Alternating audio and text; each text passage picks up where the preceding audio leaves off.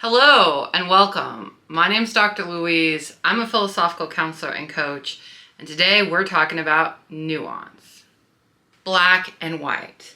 There are the good guys and the bad guys, the ones who operate on love and those who operate on hate. It's human, I suppose, to want to know who to root for and who to condemn, but it's also deeply unrealistic. The world is full of nuance. There are few folks in this world who we can say are truly 100% bad, and even fewer that we can say are 100% good. This doesn't mean that people should get a pass for doing morally wrong actions simply because they themselves are not 100% bad. Even in a world as morally complex as this one, we can still hold people accountable for the harms they've caused. And at the same time, we can hold space for the fact that even those who have caused harm have also experienced harm at some point on their journey. This is what we call nuance.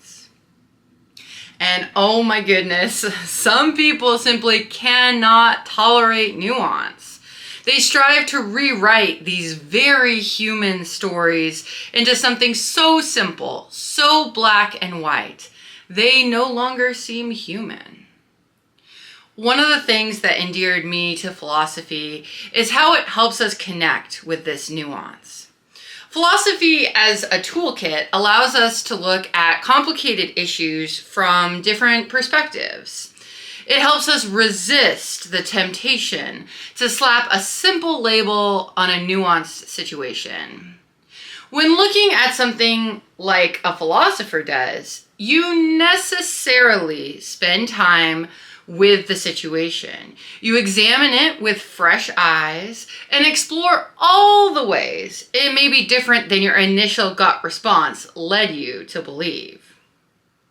Let's talk about Aristotle's golden mean, for instance. Aristotle believed that virtue lies in finding a balance between extremes. Courage, for example, is the mean between recklessness and cowardice. This idea teaches us that life is rarely about choosing between good and bad, but rather about finding the right balance in a complex situation. Nuance plays a crucial role here. The golden mean is an ethical idea that challenges us to resist simple labels and instead evaluate our own choices in light of how those choices relate to extremes. As a way of thinking, this ethical principle encourages us to develop the ability to navigate gray areas of life, finding the most virtuous path in each unique circumstance. And then there's Simone de Beauvoir and her ethics of ambiguity. De Beauvoir argued that life's complexity and ambiguity are essential to our freedom. She believed that acknowledging this ambiguity is crucial for ethical living, as it forces us to take responsibility for our choices without resorting to simplistic answers. Embracing nuance for de Beauvoir means accepting that our choices are often made in uncertain conditions, where clear-cut answers are elusive. This ambiguity doesn't weaken our moral decisions, it strengthens them by grounding them in the reality of human complexity. By accepting and working with this ambiguity, we honor the full range of human experience and make decisions that are more thoughtful and compassionate. But how exactly can we train ourselves to be more nuanced? Philosophy provides us with several powerful tools. First, there's conceptual analysis. This is all about breaking down complicated ideas into their fundamental parts to better understand their meanings. By dissecting concepts like justice, freedom, or happiness, we can better grasp the subtle differences that make these ideas so rich and multifaceted.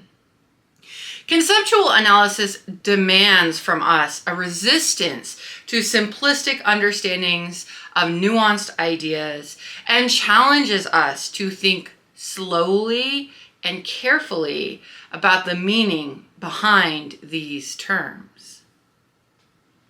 Next, there's distinction making, one of my favorites. This involves identifying and articulating the subtle differences between concepts that might seem similar on the surface. For example, distinguishing between justice and revenge can help us understand why one is often considered a virtue while the other is not. Lastly, let's not forget the power of thought experiments. These are hypothetical scenarios that help us explore the implications of ideas or moral principles. For example, by imagining what life would be like in a world where everyone acted only out of self-interest, we can better understand the importance of altruism and cooperation. Thought experiments challenge our assumptions and reveal the hidden complexities in our beliefs. This is exactly what we need if we're going to honor the nuance of the human condition. Now, holding space for nuance, exploring it through tools like conceptual analysis, distinction making, and thought experiments, it all makes us more human. It makes our conclusions stronger and keeps us from falling into the trap of simplistic seeing, the trap of seeing the world as just the good guys and the bad guys. But there's even more to it than that. Making space for nuance allows us to engage with the world in a deeper, more meaningful way.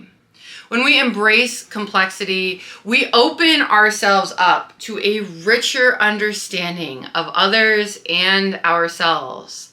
It cultivates empathy as we begin to see that every person's story is layered and multifaceted. By resisting the urge to categorize people or situations into simplistic little boxes, we become better equipped to navigate life's challenges with wisdom and compassion.